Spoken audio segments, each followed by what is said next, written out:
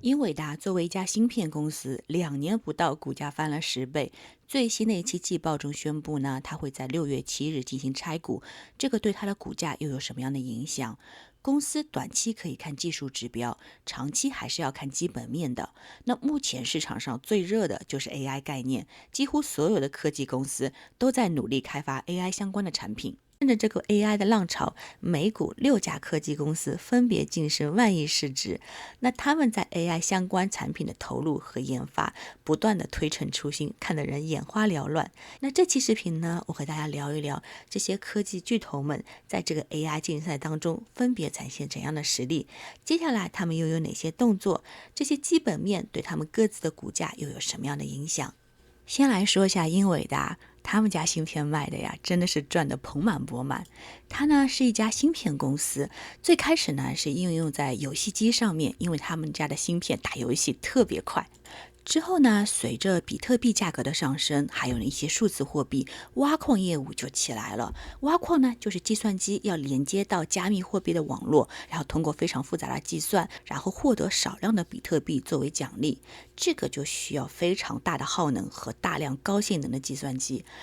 那个时候英伟达的芯片就处于供不应求的状态了。中国那个时候的比特币的开采量一度达到全球的3/4，这个就是四川一座建在水电站旁边的比特币矿场。可以看到其实你看不到，但是这房子里面就是一排一排的挖矿机。在挖矿的需求慢慢回落之后呢，AI 又兴起了，这个时候的需求就不是一台或者是一排计算机了，那个是一片数据中心。那英伟达呢，就像这些数据中心云服务商提供源源不断的 GPU 芯片，这个是计算能力更高的一种芯片，是他们的高利润产品。目前的芯片市场上，英伟达的 AI 芯片占到整个市场80%的产量。英伟达现在卖的最好的芯片呢，就是这款 H100系列。那为什么卖的这么好呢？因为就是无可替代。如果要进行生成式 AI 的研发的话，你就必须用到这块，这是目前市场上最先进的一款芯片了。像是 OpenAI 的 ChatGPT，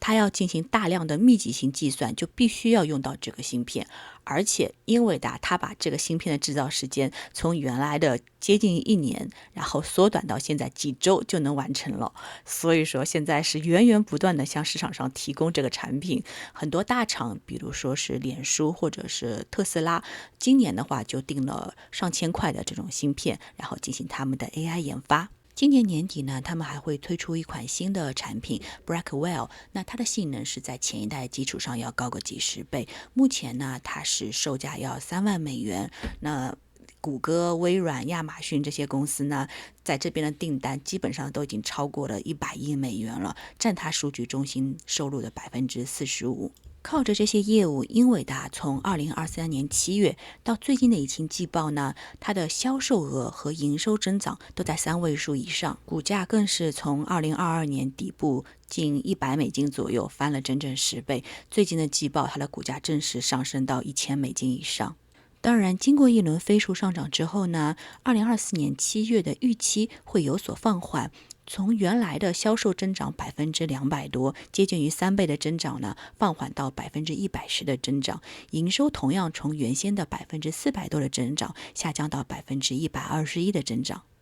再看一下它最近的2个事件，一个呢是它有一个1:10的拆股，那是在6月7号盘后发生的。那为什么要拆股呢？照他的说法是回馈社会，然后把更多的利益分给股东和员工。那拆股之后呢，每股的价格就会下降。原来现在它是$1000一股嘛，1000多了。那1:10拆股了之后，相当于$100多就有一股了。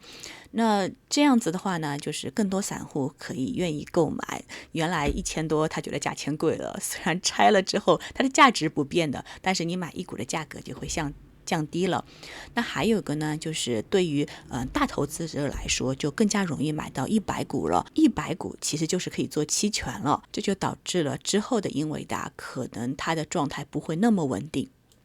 短期呢，股价是会上升的，但是随着更多的人参与到期权里面来，它的股价就不会像是这样子稳定的上涨了，更有可能像是2020年的特斯拉上下的波动会更加的频繁一些。说了直白一点，就是短期呢会有上涨，那季报之后它其实已经上涨了20%的最高了，但是之后的股价会有比较大的波动。四季报呢，同时还有一个消息，就是说它的股息会增加，是从$4增加到了$10。虽然看上去不多啊，但是它其实是增长了150%，还是挺多的。接下来我把微软、谷歌和亚马逊放在一起讲啊，人家都是很大的公司，我也没有什么资格讲解人家。不过呢，它最近都出了自己的芯片，然后也有自己的语言模型，我们可以一起看一下，做一个基本面的研究。微软做的芯片是 Brainwave， 谷歌的是 Axion， 亚马逊的话是基于它自己的 AWS 平台，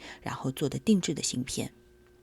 他们呢也出了自己的语言模型，微软是 Copilot， 谷歌的是 Gemini， 亚马逊的话是 Amazon Q。 这么3家市值万亿的大公司自己造芯片，自己做语言模型，会不会对英伟达的芯片市场造成冲击呢？其实目前来说并不会，因为他们做的话更多的是定制的一些服务，然后客户呢就是他们自己给他们自己的云服务器添加 AI 功能。像微软的话，它自己的云服务器呢就是 Azure， 谷歌就是它自己的 GCP 谷歌云服务平台，亚马逊就是它自己已有的 AWS 云服务平台，名字都很拗口啊，但是没有关系，我们做基本面研究的时候呢，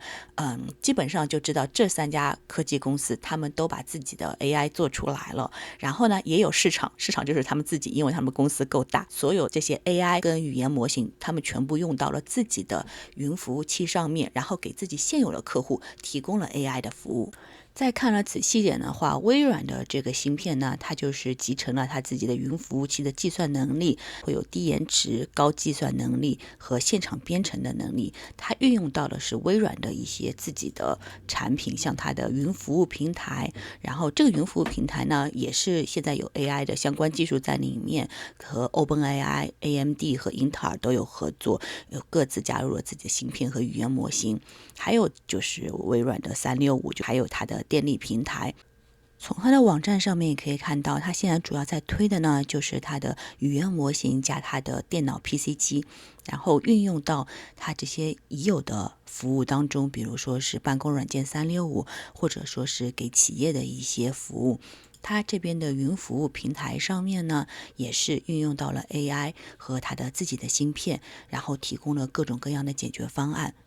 谷歌研发的芯片和它的语言模型呢，也都是在给自己服务了。处理器呢，然后基于的是AIM 这家公司的架构，然后用的是 TPU 这个技术。那你可以看到，它主要给自己做的就是给自己的 YouTube 广告大数据进行分析，然后给自己的搜索引擎提供相关的人工智能的服务。那它呢也是给自己现有的一些客户嘛，提供定制芯片出租给他的云客户，所以说都是基于他现有客户和现有服务的基础上提供相关的 AI 服务。那相关的合作的厂家呢也有博通，还有是这个是生成式人工智能开发商。谷歌呢也把它的语言模型加入到它自己的各类的应用上面去，不管是针对于个人的，还是针对公司的，甚至于开发者的，都有加入它自己的芯片、云服务还有语言模型。在谷歌的云服务上面呢，也有 AI 相关的机器学习、计算、存储空间、数据库和数据分析等等。亚马逊现在特色呢，就是提供 DIY 服务，他们让企业在它的 AI 平台上生成自己的人工智能模型，有点类似于低成本的定制服务。它自己的 AWS 系统上面呢，你也可以解决各自的问题，像金融服务、电信、医疗、机器学习、分析数据、游戏，然后等等的。